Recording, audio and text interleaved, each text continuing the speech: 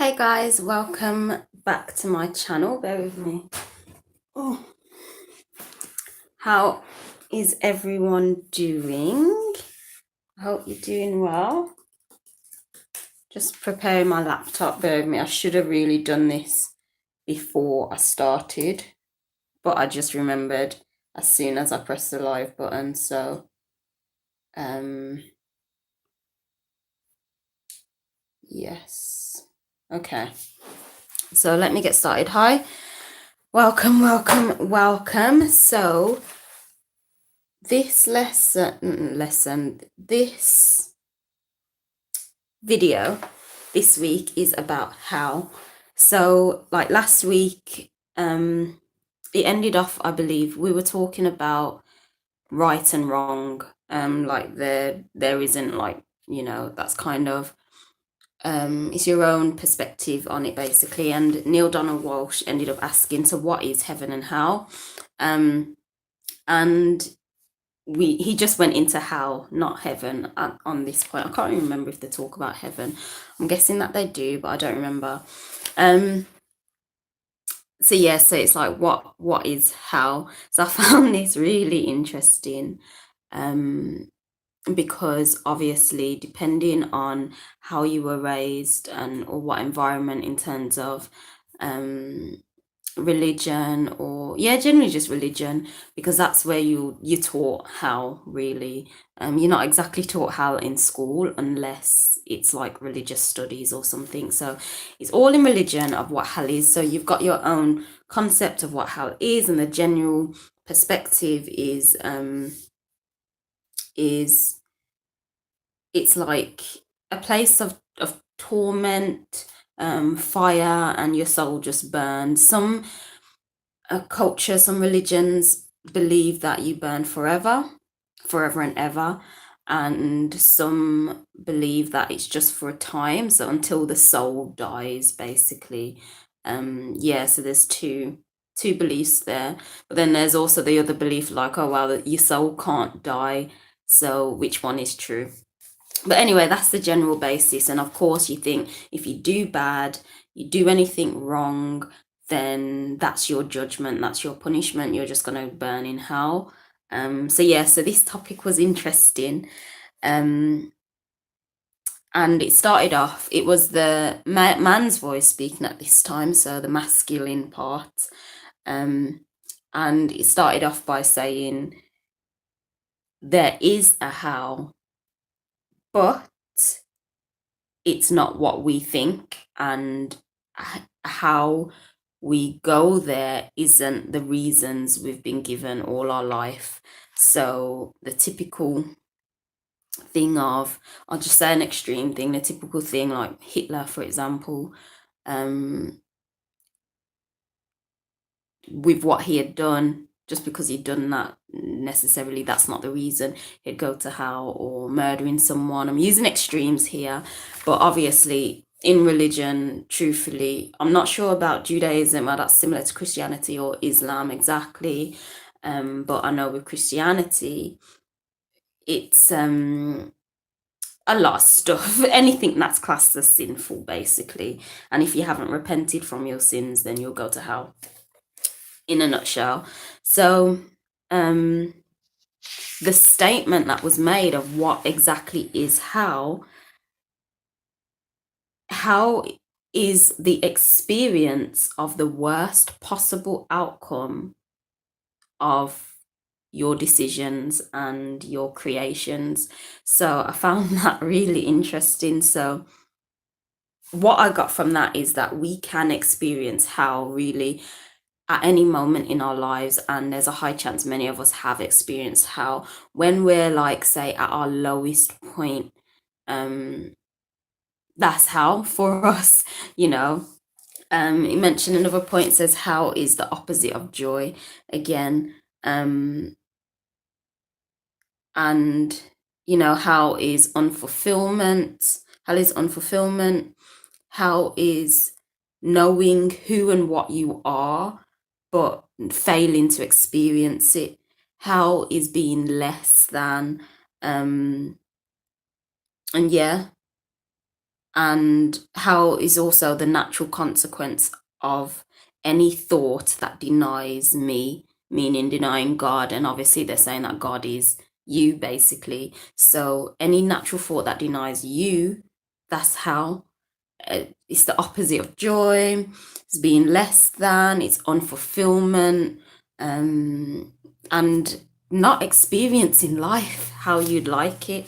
So I found that interesting because just think about life in general, with standard conversations you have with people. They say it in a sentence, don't they? They're like, oh, this is hell, or this job I'm in is hell. Or why is that job you're in? Why is that job you're in hell? Obviously, that is your hellish experience right there. Why? Because you're trapped, aren't you? You're trapped in something that you really don't want to do, but you've like, oh, got to pay these bills, got to survive, so you feel trapped in there. So it is like your hell. And think about many experiences in your life as well that it things just seem like hell. And when you actually look at, well, why is it hell? It's because you don't have any joy in what you're doing. You don't have any fulfillment. You're not being fulfilled in your job role. So it's hell to you. Yeah, I found that interesting. Any consequence or thought that denies you as well. So like when you constantly, like, this is what I did. Obviously, like I said before, I'm only relating to Christianity because that's what I was hard in. And when I say hard, I was just like, yo, don't mess with me with that. I was in it deep. So that's what I can talk about from my own experience. But I denied myself so much. I talked myself down. I made myself into nothing, basically. I was just like, oh, I am nothing. All glory to God, blah, blah, blah. And mentally, that is so damaging. It is so damaging to your own self-worth. I was just like, at times, like, what's the point in life? That's what I think deep down. It's just like, oh, I'm just worthless in it. But really, I'm not. I was just damaging myself. And in that, I can recognize that I was denying who I truly am because I'm not worthless. I'm not nothing. And this being that I've never seen before a day in my life gets all my power. I don't think so. And I was denying myself. So it was like hell for me. What I was doing, it seriously was like hell. Like, it was horrible. It was absolutely horrible. I didn't like it. My soul felt trapped in doing something that was just like, what on earth is this? So that was hell for me, emotionally, like mentally. It messed me up mentally. Um and I wasn't joyful. I'd say to myself, oh yeah, I need to be joyful because Christ is joyful and joyous and blah blah blah. And I just force myself to be joyful, but I wasn't joyful. I was in my own hell. And obviously with other life experiences as well, that was just bad. It was just bad. And it was like a hell for me. It was like, oh my life, I just feel so depleted. I feel so trapped. And it was terrible.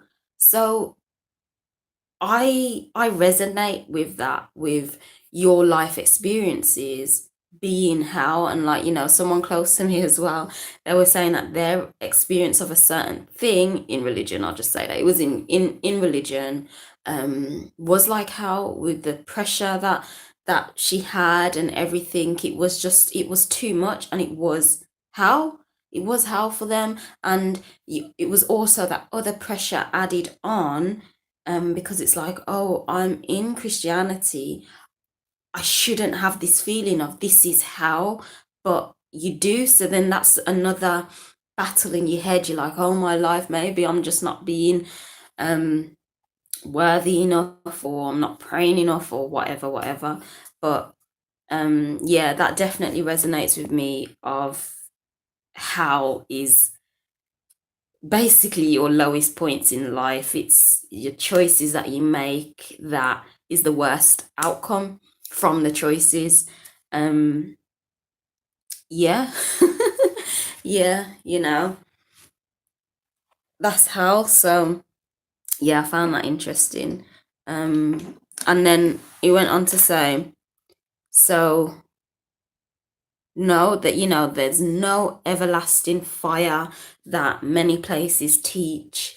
Like I says, my Pacific one didn't say you burn forever. It was just like until your soul dies, but really your soul can't die. So that's an error. But a lot of places talk about, you burn forever and ever. You burn, what's it called? Burn forever in damnation or something. I'm forgetting the phrases, thank goodness. But yeah, it is like, in all of your fear-based theologies. I find that funny because the truth is, it is fear-based. That's what it's about. Like, I remember many times I'd say to myself, like during school, it was just like, oh wow, I don't want to go to hell, so I may as well just I don't want to go to hell, so I may as well just, and that's fear. I wasn't doing it at that time because, like, oh yes, I love the creator, or and Jesus and God, and everything's just amazing. That wasn't the case. It was just, I don't want to go to hell, so I may as well. And that's fear. I was doing it out of fear of not wanting to go to hell, a place that, we're thinking of it's an actual place, but rather it's a state, not a place. So, it's your state of mind, your state in your situation is hell. But yeah, no everlasting fire, which is what we've been taught. Now, a lot of people, if you're religious, you'll be like, ah, yes, there is. And you'll probably your mind might just switch off from now. But I just think don't believe everything you hear. So I'm not saying listen and accept every single thing that I'm saying. I'm just saying don't shut down when you hear something that goes against what you believe or have been programmed your whole life. Look into it, find out for yourself, because when you actually look into it, um, your religious places, you were just told that this is the truth. And then because you're told that, you've got that like set in stone that that's the truth. And anything that comes from it, you just believe it. But find out for yourself, is it true? Anyway, let's not get into that. So it mentioned a good point. Some might say, oh, but justice needs, you need justice. Like I seen a post on Instagram. I'm going to try and remember it as much as I can, but it's on my phone and obviously I can't go to it while I'm on live. But it basically says something along the lines of, let me see if I can get it on the computer because I want to remember this correctly. I really want to try and remember it correctly and not just talk waffle. No.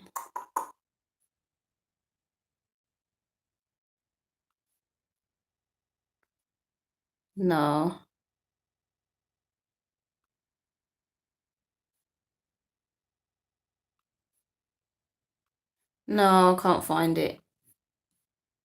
Hang on. J, is it J?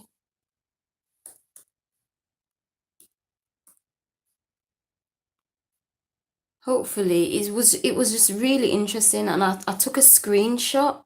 No, no, I'll have to just try and remember what it says. But basically, in terms of how it's like, oh, imagine all the people. It says God is definitely real because imagine all the people that's done wickedness in this world, this earth. Surely there has to be justice for the wickedness they've done. And I just thought to myself, automatically when I seen that, I said, so should that really be a reason for believing in God? Come on. That shouldn't be a reason for believing in God. But anyway, that point was meant up, like, oh, but what about the need for justice? Justice needs to be met for them people who have done wicked, blah, blah, blah.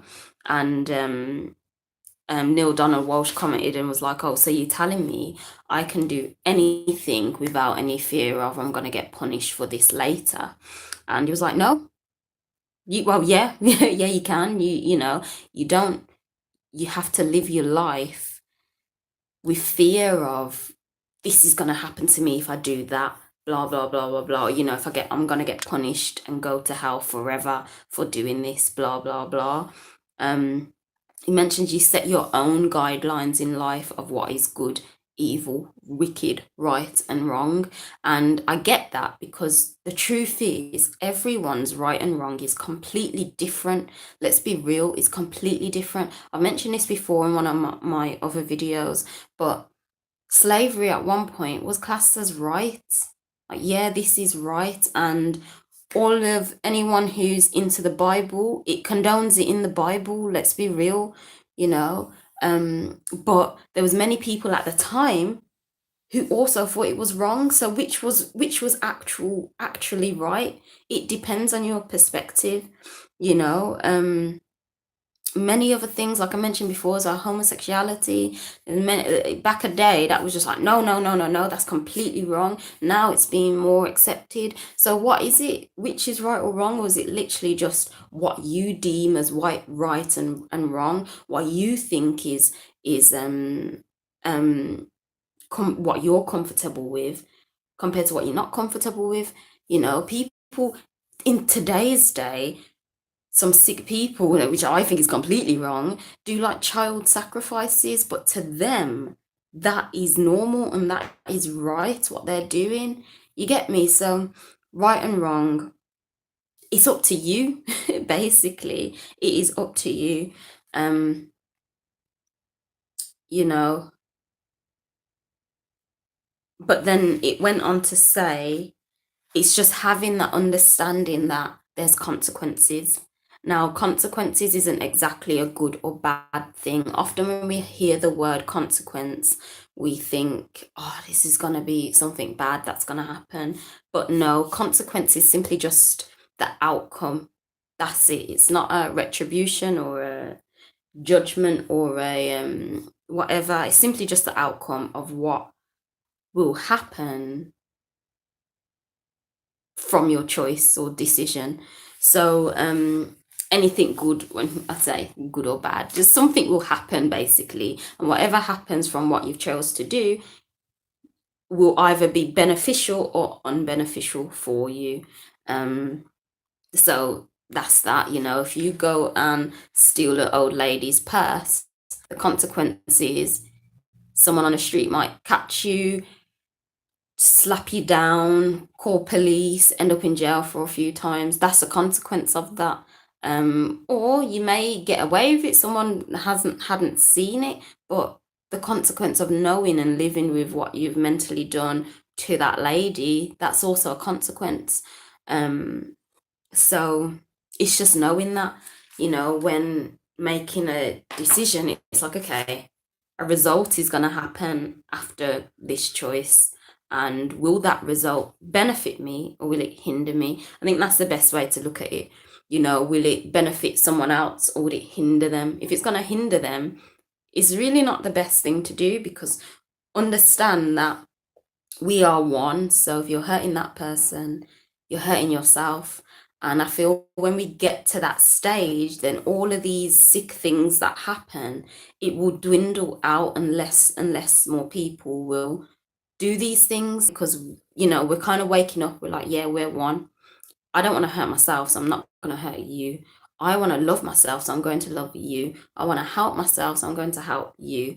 And I feel as a conscious community, once we're all doing that, then the things that will hurt and harm each other will be less, So, yeah, that is what they spoke about, hell being in Conversations with God, book 1 of the audio book, chapter 31 to 34. Yeah, I resonate with that. Like I says, how is your lowest point, your down points in life? You make a bad decision at one point and it comes back to bite you in your ass a couple years down the line. That's your how, you created that yourself, and that was simply just the outcome. So yeah, what do you guys think of that? Do you agree or disagree? You don't have to agree on everything. No one does. It's your life, man. But yeah, that resonates with me. Next week we're looking at, oh, what did it say? Meditation. Yeah. So I'll see you next week. Adios, love and light and peace. If you liked it, comment and like, thumbs up and subscribe.